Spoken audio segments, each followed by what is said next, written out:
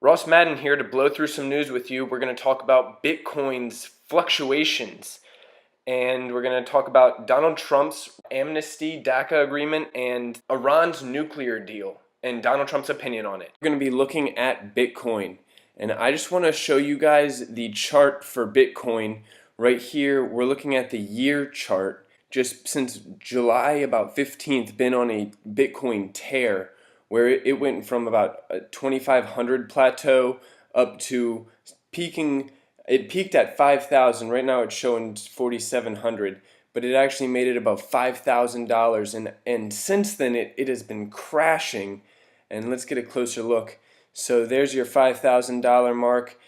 Recently it has been just destroyed, and it's recovered some. We're back to, you're seeing a Bitcoin price of about $4,000, and I just want to talk to you about why.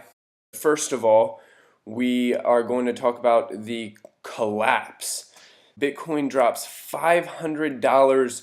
It actually dropped, 5,000 to 3,000, so $2,000 after more reports that China will ban cryptocurrency exchanges. And that is just ominous news for the Bitcoin. How ominous?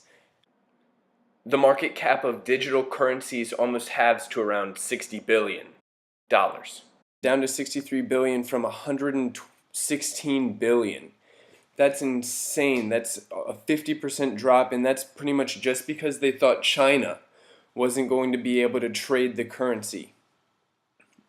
Just because China says no doesn't mean that the currency won't be traded, but that just goes to show you how huge the Chinese market is. Here is just a couple different estimations of Bitcoin price.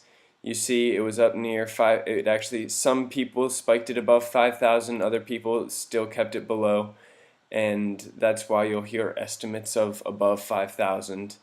And indeed, some got to 2.93 thousand, so below 3,000. That's a $2,000 drop in just, when was this? The 1st to the 15th, in 15 days. That is a precipitous 40% drop in 15 days.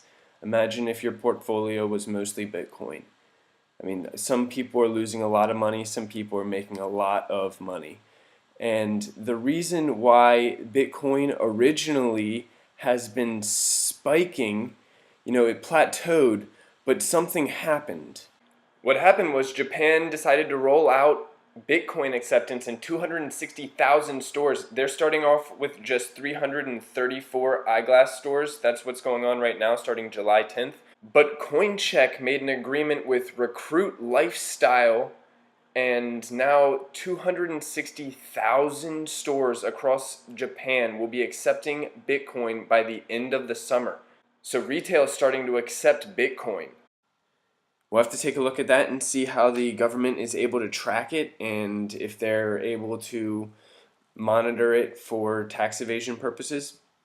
So moving on, we're going to talk about Amnesty, and Trump has come out and said, go ahead and pass Amnesty and I'll sign it. Now this about infuriated the entire right. Ann Coulter's the most pissed out of anybody. She is livid on shows all day long talking about how Trump has abandoned the Trump train and how she's still the only one chugging, adding coal to the fires, to the furnaces. In her defense, she has been for the wall since the very beginning, always has been, always will be for the wall. And that's a permanent solution. I'm not sure how effective the solution is, but it seems to be effective in other countries where they're trying it out, like Israel. So when Trump starts backpedaling on DACA, I can really understand where she's coming from. But that's what he said. I want to talk about what he did. I mean, especially Ann Coulter is a Christian. A lot of the people on the right are Christians, and they have always said pay attention to one's actions, not their words, but their actions. So as a result, I am paying attention to Donald Trump's actions, and I see him repeal DACA, and then he says, go ahead and pass it. Go ahead and pass it. He doesn't put his tongue in his cheek when he says it because he's good. But to me, I hear tongue in cheek. I repealed it, go ahead and pass it. Who wants to pass DACA? And all the people who want to pass DACA are going to stick their necks out. 2018 is going to come, and down comes the guillotine, and Trump will still be in office. And who knows, maybe they pass DACA and he says, no, this is just amnesty. What are you guys this isn't dreamers, this is just everybody. You're talking about 5 million, you said 800,000. Maybe he'll stick to his tweet and expect Congress to pass the wall first. So a quick geography lesson that gives you a better understanding of the Iran-Russia relationship. Iran and Russia will always be aligned, and you need to look at the map in order to understand this. Iran is Russia's jump to the Indian Ocean. So we have the Indian Ocean down here.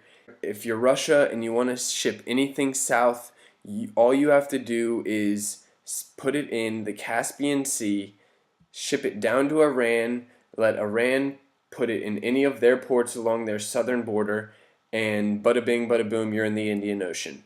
Not to mention, if you want to move anything from east to west or west to east, Iran is a bottleneck here. So whoever controls Iran is actually very powerful. Iran and Russia will always be aligned. Russia will do whatever it takes in order to be friends with Iran. Donald Trump thinks that they're holding nukes. We've investigated their facilities multiple times. I think Donald Trump's upset that they're eventually, sometime in the future, going to get to hold nukes. They're probably not holding nukes. This is my theory. They don't care about nukes. Russia is their military force. If you ever invade or ever attack Iran, Russia will defend them. Not to mention, nukes are just not a tactical weapon. You're going to have a ton of soft targets, and being caught with it is a massive crime. So it's really not worth it for the Iranian government. They'll let Russia hold the nukes for them. So Iran, I just wanted to take a look at their exports. They're the 60th largest export economy in the world. $31 billion in exports, and 18 billion of that is crude oil. So more than half of their exports are crude oil. The Iran deal doesn't really please Trump. I'm personally not for sanctions. I view them as an act of war. I think that trading is what prevents war when two nations rely on each other. But this was Obama's deal, and Trump views it as a bad deal, so if he wants to repeal it, he'll repeal it and probably make another deal. That's it for today's news. Let me know what you think in the comments below, and we'll do this news report again really soon. The deep state needs to be exposed, so we're going to keep doing that, and I hope you have a fantastic day. Ross Madden signing off.